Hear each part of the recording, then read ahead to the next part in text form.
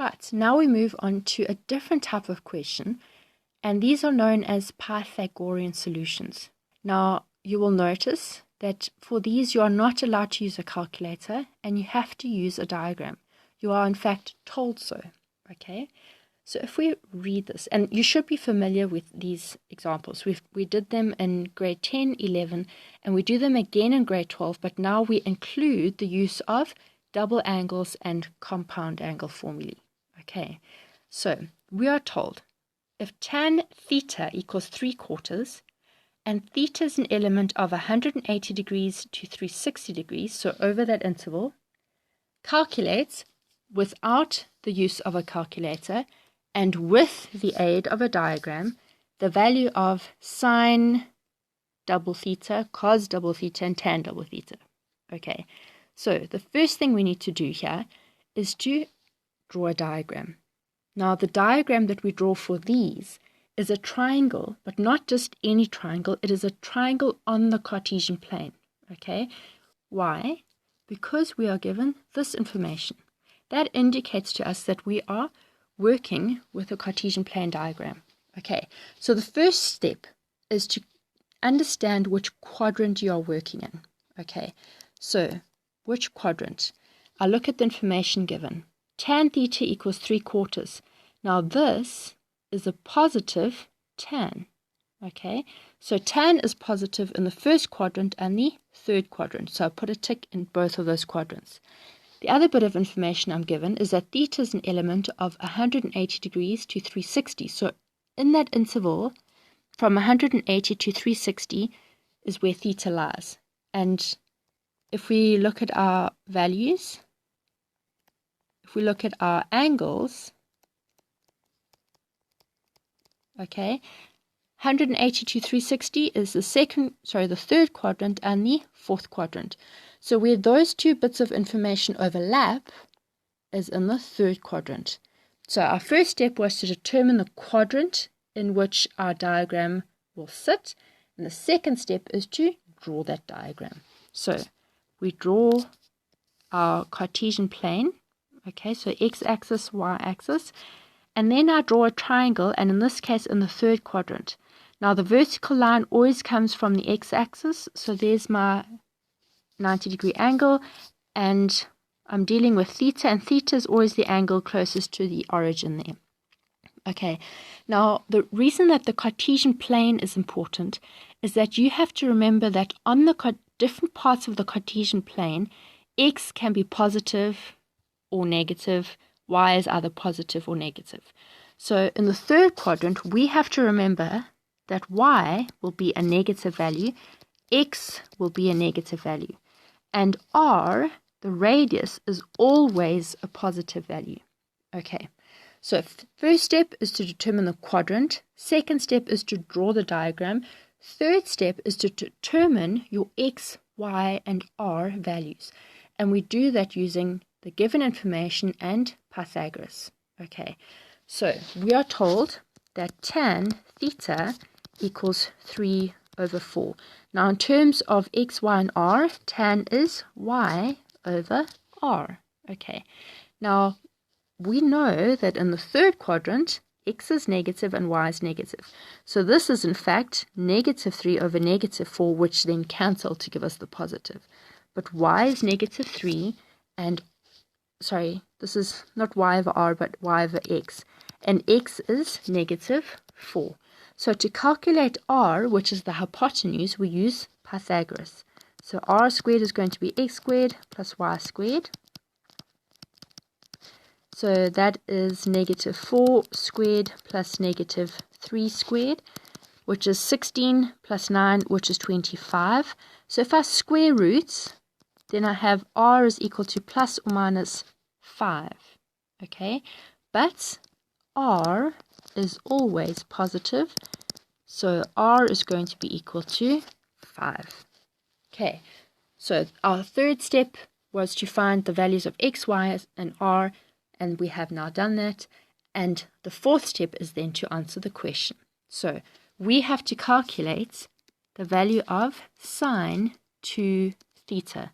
Now, sine 2 theta is a double angle, so I can expand that. it expands as 2 sine theta cos theta using the double angle formula. Okay, so I can now use my diagram to calculate this. I have the 2. Sine theta is y over r.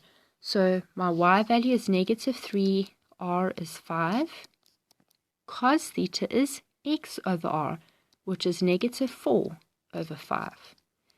Calculating this, I have 2 times -3 times -4, which gives me positive 24. And in the denominator, I have 5 times 5, which is 25. And that is my final answer. Okay, now B, we have cos 2 theta. And that again is a double angle, but now for cos. And the cos double angle has 3 options for expansion. And you can choose one, okay? All 3 of them are possible. So I'm just going to pick the first one, which is cos theta squared minus sine theta squared, okay? And remember that that is cos theta all squared minus sine theta all squared. Now cos theta was x over r, which is -4 over 5, and sine theta was y over r, which is -3 over 5. Okay, so squaring that, -4 squared is 16, 5 squared is 25, minus -3 all squared is 9, over 5 squared, which is 25. So that is over 25, 16 minus 9, which is 7, which is our final answer. Okay, now for C, we have to find tan 2 theta. Now, we do not have an expansion for a double angle for tan, but we do have our quotient identity that says that tan of an angle is equal to sine of that angle over cos of the angle. So this is going to be sine 2 theta over cos 2 theta. And from our solution to A and B, we have values for sine 2 theta and cos 2 theta. So I can substitute those values. Sine 2 theta was 24 over 25, and cos 2 theta was 7 over 25. Now, a fraction divided by a fraction, I can tip in times. So I'm multiplying by 25 over 7. The 25's cancel, and I'm left with 24 over 7 as my answer. Right, our second and final example says if sine alpha equals 3 over 5, with alpha being element of the interval 90 degrees to 270 degrees, and cos beta equals 12 over 13, with beta being an element of 180 to 360 degrees, calculate, without the use of a calculator and with the aid of a diagram, the value of. Okay, now notice what is new in this example that you've never had before is that you are dealing with 2 angles. Okay, we have information relative to an angle alpha, and we have information relative to an angle beta. Okay, now we have to draw a triangle for both of these angles. Okay, so we have to go through the steps for both of these angles. First step being to determine the quadrant. Okay, so if we look at alpha, okay, sine alpha equals 3 over 5. That's where sine is positive. Okay, sine is positive in the first quadrant and in the second quadrant. Then we are told that alpha is an element of 90 to 270. Now 90 to 270 runs from the second quadrant to the third quadrant. That bit of information overlaps in the second quadrant, so our diagram for alpha will be in the second quadrant. Okay, so I'm going to draw my triangle in the second quadrant. Vertical line always going to the x-axis, and I know that alpha sits close to the origin. Okay, now the third step is to calculate your x, y, and r values. Okay, so I have sine alpha equals 3 over 5. Sine is always y over r. In the second quadrant, y is positive, but x is negative. I have to remember that. Okay, and r is always positive. So my y value is 3, so this is y equals 3. X equals, we have to calculate, and r is equal to 5. Okay, so to calculate x, I'm going to use Pythagoras. My hypotenuse is r squared. I'm going to subtract the other side, which is y squared, in order to solve for x squared. Okay, so r squared is 5 squared minus y squared, which is 3 squared. Sorry, this is Pythagoras' theorem. Okay, so that is 25 minus 9, which is 16. So to square root that, I get x equals plus or minus 4. Remember, we always have two answers to a quadratic equation. But since I am in the second quadrant, we know that x is negative. So therefore, x equals negative 4. Okay, so I have all the information regarding the angle alpha. Okay, now we go to angle beta. Okay, first step is to determine the quadrant that beta lies in. So we are told that cos beta is equal to 12 over 13, which is a positive value, and cos is positive in the first and the fourth quadrants. Then we are told that beta is an angle between 180 and 360, which runs across the third and the fourth quadrant. So that bit of information overlaps in the fourth quadrant, so we know that beta lies in the fourth quadrant. Okay, so our diagram will be in the fourth quadrant. So I can use the same Cartesian plane, but now my triangle will be in the fourth quadrant. Okay, and the angle is always the angle closest to the origin there. So first step is to determine the quadrant. Second step is to draw the triangle. Third step is to calculate your x, y, and r values. Okay, so we are told that cos beta is 12 over 13, and cos is always x over r. Okay, so in the fourth quadrant, my x value is positive, r is always positive, but I have to remember that y is below the x-axis here, so it will be negative. Okay, now my x value is 12.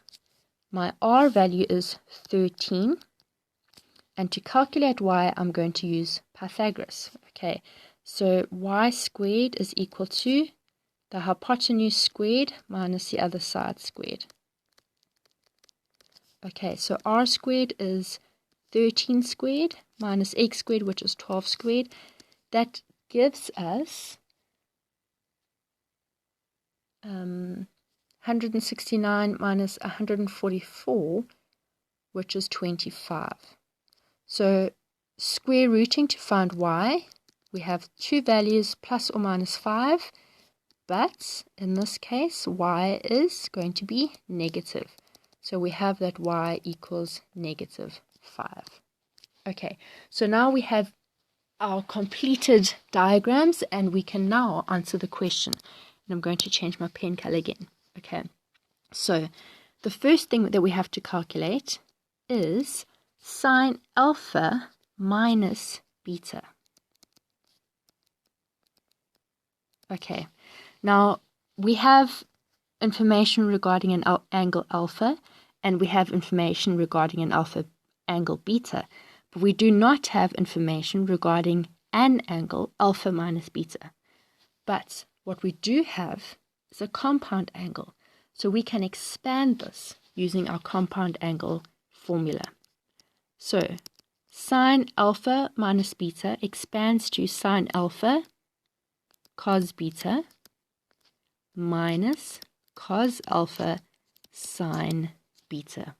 Okay, and now we can use our diagram to fill in the values. So sine alpha, I go to my alpha angle. Sorry, let's just fill in the x value here. It was negative 4.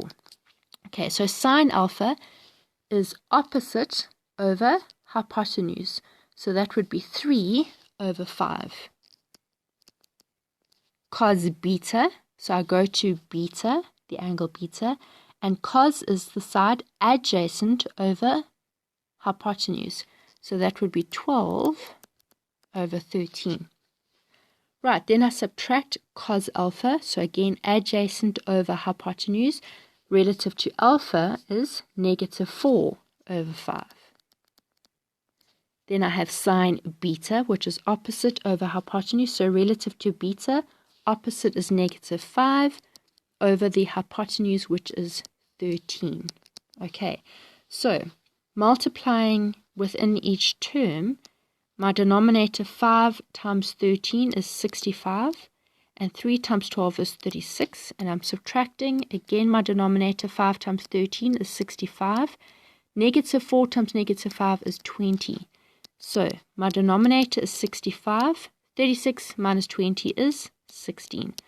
So the value for sine alpha minus beta is 16 over 65. Okay, now I go to B. Okay, now B is cos of 90 degrees minus alpha plus beta. Okay, now we do not have an angle 90 degrees minus alpha plus beta. I do have an angle alpha and I have an angle beta. So we need to relate this to what we have. Okay, now if we look at the angle 90 degrees minus alpha plus beta, the 90 degrees makes me think of a cofunction reduction. Okay, now how does cofunction reduction work? I have to have 90 degrees minus an angle, okay, or plus an angle. But since I have the minus there, I want minus an angle. But what is that angle? Okay, it needs to be clear. So what am I subtracting? I'm not subtracting alpha plus beta. I'm just subtracting alpha at this stage. And I'm then adding beta. So what I'm going to do to make it clear is I'm going to factorize out a -1. Okay, so of the remaining two terms here, I'm going to factorize out a -1. That gives me positive alpha, and then positive beta divided by -1 gives me negative beta. Okay, so what I have here is cos 90 degrees minus an angle.